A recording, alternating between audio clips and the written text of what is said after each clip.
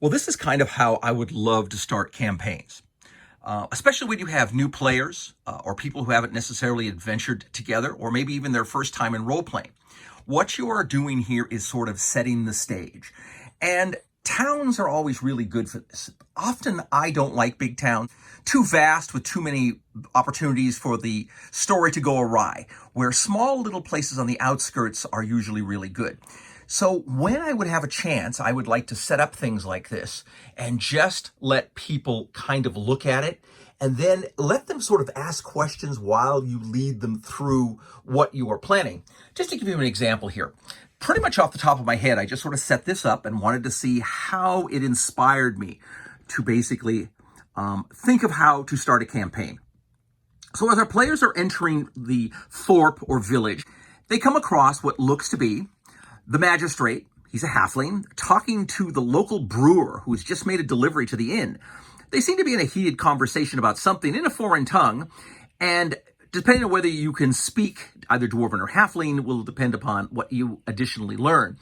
There also seems to be a farmer nearby who seems to be very, very interested in what this conversation is about. As you go forward, the town is essentially prosperous enough, but really what's likely to be is just filled with adventurers that has allowed the money to pour in from the ruins of the elven woods that's nearby, where many of adventuring rat catchers, brigands, and all alike would go out there to gather up spoils that they can find from the deserted elven castles and keeps and manor houses that have long been destroyed in the war. But we're really not quite sure what god is being worshipped here.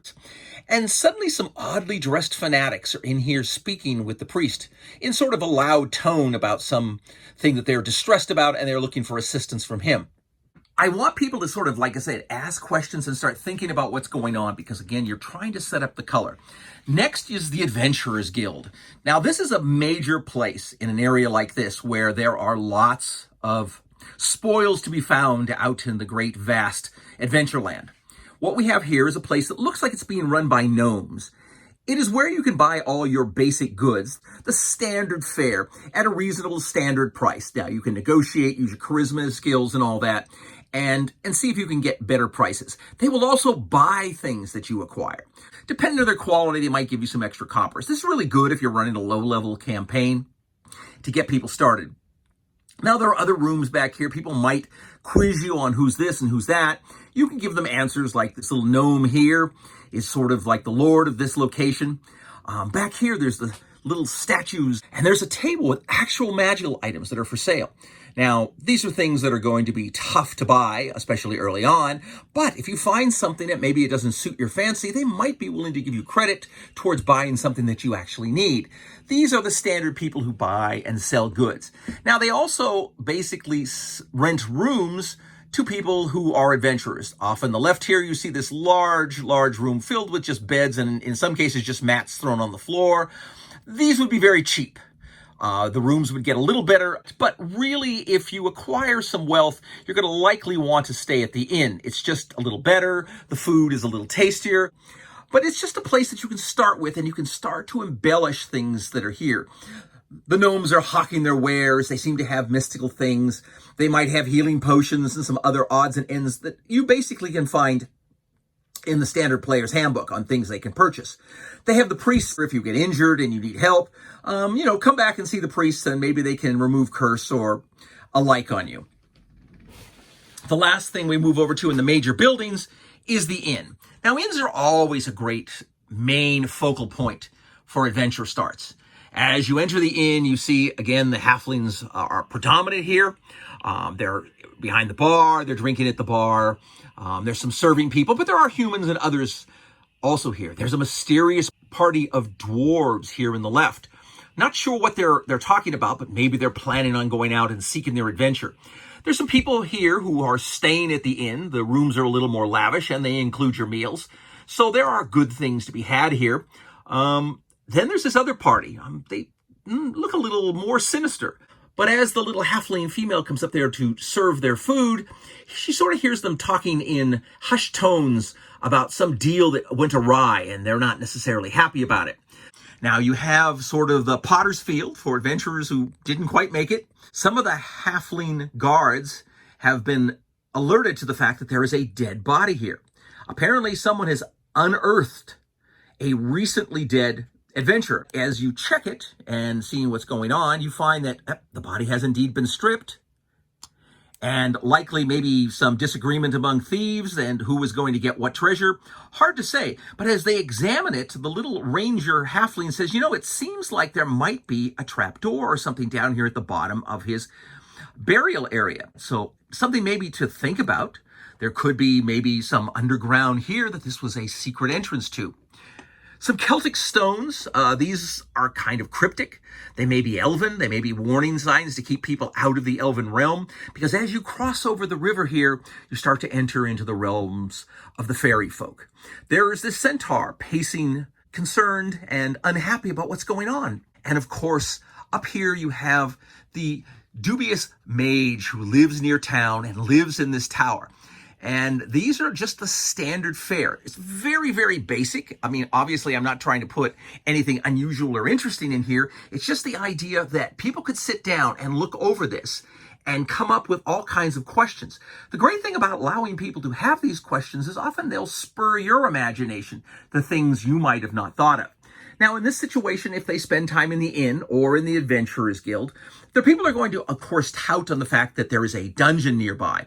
It's some elven note, maybe even troll, but no one's really quite sure. Adventurers have gone out to seek their fortunes. Some have come back with great wealth. Some never come back at all.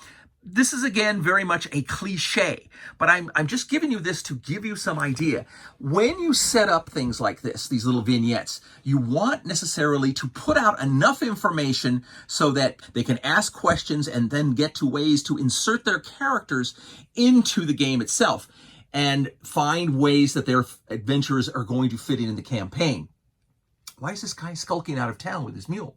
I even seldom don't go this elaborate. I talk most of this up, and that's because it takes a long time and you have to have the space to set up a little vignette like this. But it makes a nice little starter primer. Really, I do this if I can in the first time I run a game, and the reason is it sort of sets the stage for the whole game. And then you can throw things in, whereas if they have an encounter in the tavern, maybe you only bring back the tavern and not even the back rooms that are for rent. You just put down the square tavern room, you put in some people that are there. Whatever encounter happens, whatever situation takes place, it can happen there. But this all works in setting it up. But again, the idea is to set the stage. Our little wizard friend who lives in the tower there, no one's seen in a long period of time. And there's this sort of strange centaur now just pacing around in the woods around the tower. We don't really know who he is or what he's up to. Maybe you could go adventure and find out what has happened. Now, there's so many things that can happen from that. Set the stage with multiple type adventures because you want to give the people, if nothing else, the illusion that they have many, many different opportunities to be involved in different things. And that's kind of what gets people to feel that it's a real world and not just something that you scribbled down on some graph paper. These two parties in here, again, maybe one or both of these are somebody you might want to get involved in. Why is the wife yelling at her husband? Why he's in here drinking during the day and not at home tending, the farm? Are there little adventures to be found in all of this? And the secret is, well, there is. Maybe you go help her get the crops in today so the children don't starve, and she gives you a key and a map to some adventure place you've already drawn. Or she says, yeah, I know there's a secret door in this underground that everybody goes to. But my drunken husband, well, he used to be an adventurer long before we were married, and he now has other responsibilities and can't be out frittering his day away killing goblins. Wait a second, this old guy is a goblin slayer? There are things to always be able to add, but now you've given them a base of operation. When they have their find initial booty and they find some magical item they don't know how to identify, they can bring it back here and the gnomes can tell it what it is. They can make them a fair offer in cash, maybe a trade for something else. The one thing I always tell people, don't skimp on your magic. I find that is the one disappointment I have in 5th edition is it seems to be very, very low magical items. And the magical items have been set back a bit to make them a little less powerful than they were in some of the earlier editions.